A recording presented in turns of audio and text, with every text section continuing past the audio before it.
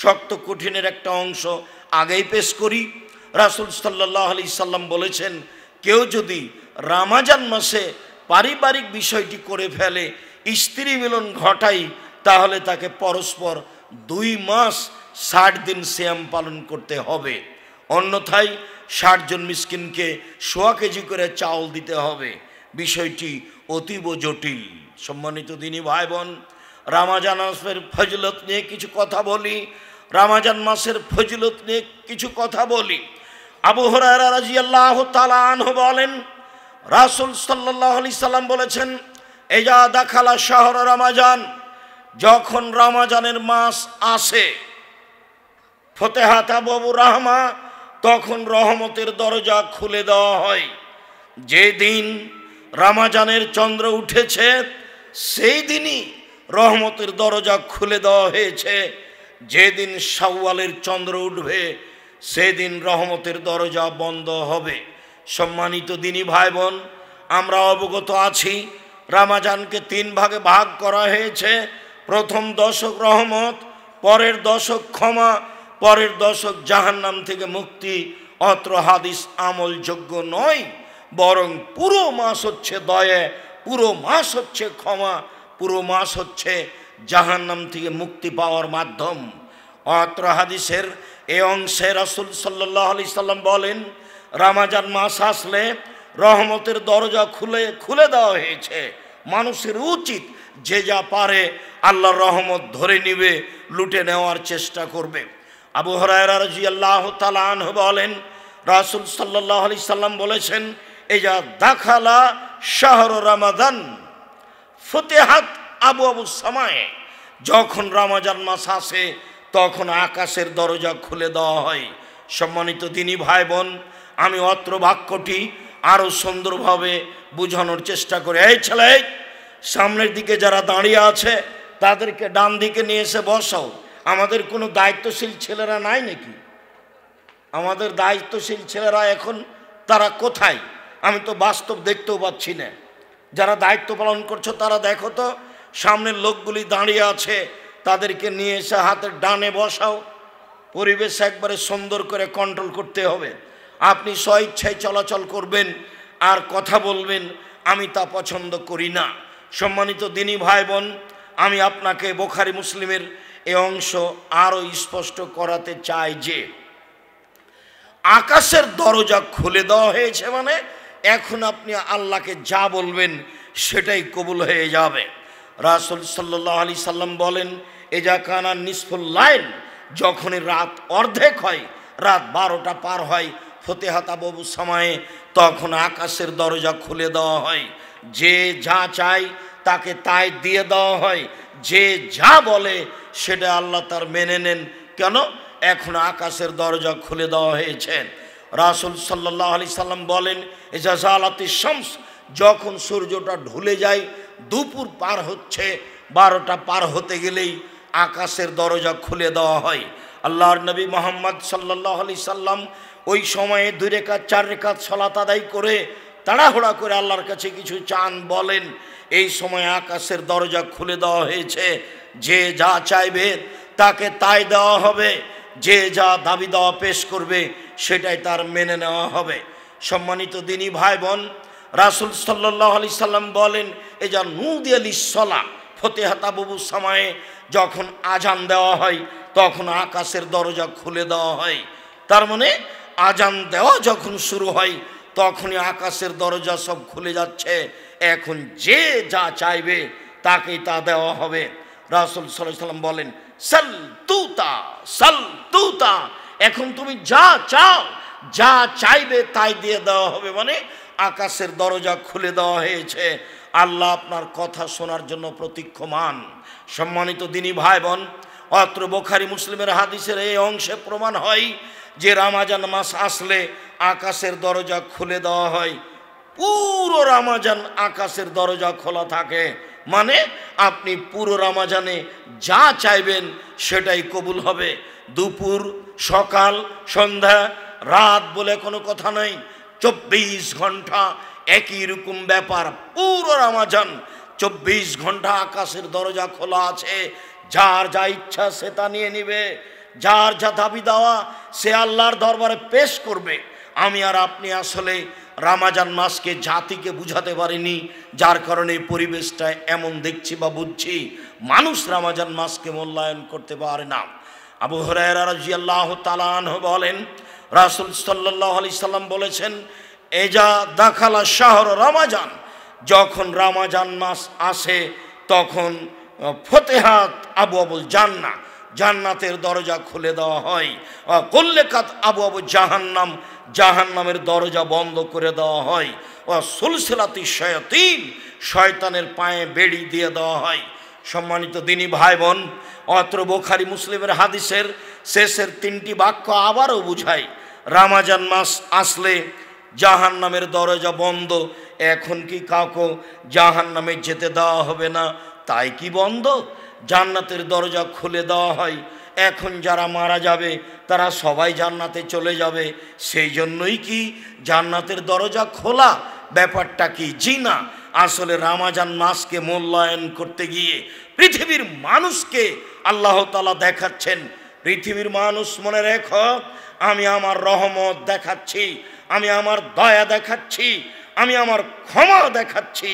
আমার দয়া দেখাতে গিয়ে, আমার রহমত দেখাতে গিয়ে, আমার ক্ষমা দেখাতে গিয়ে জান্নাতের দরজা খুলে রেখেছি।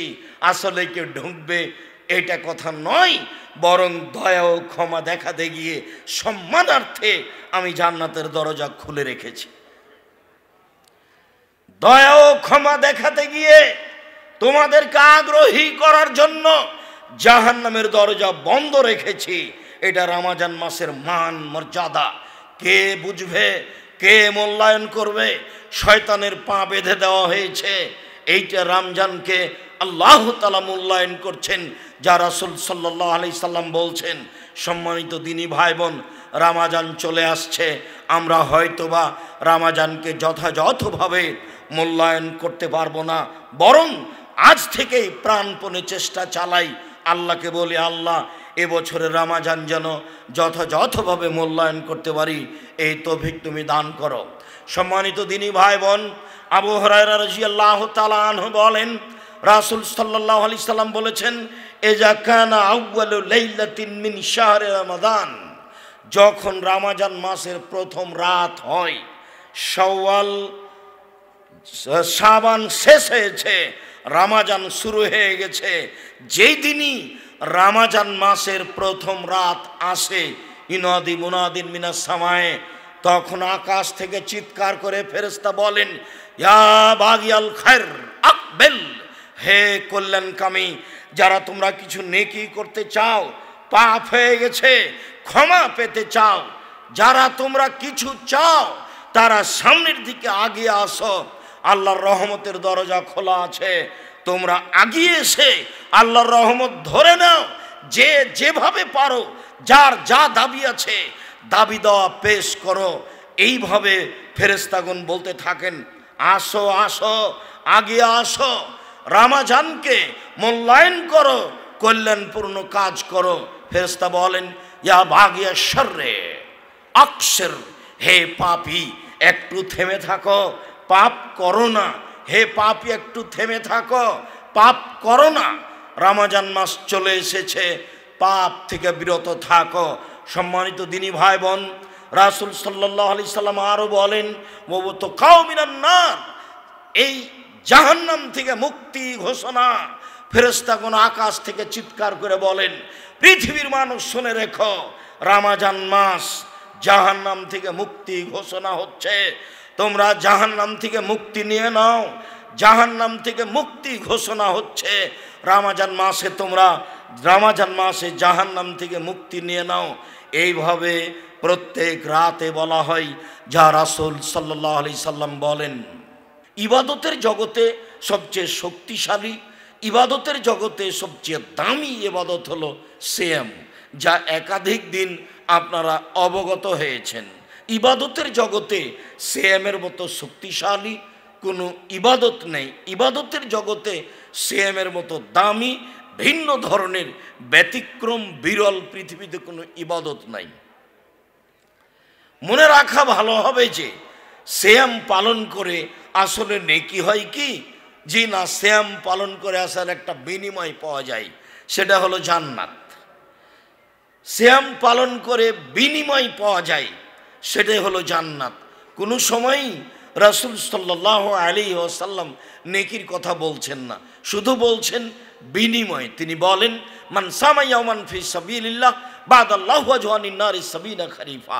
কেউ যদি আল্লাহকে সন্তুষ্ট করার জন্য একদিন সিয়াম থাকে, তাহলে সে জাহান্নাম থেকে 70 বছরের পর দূরে সরে যাবে।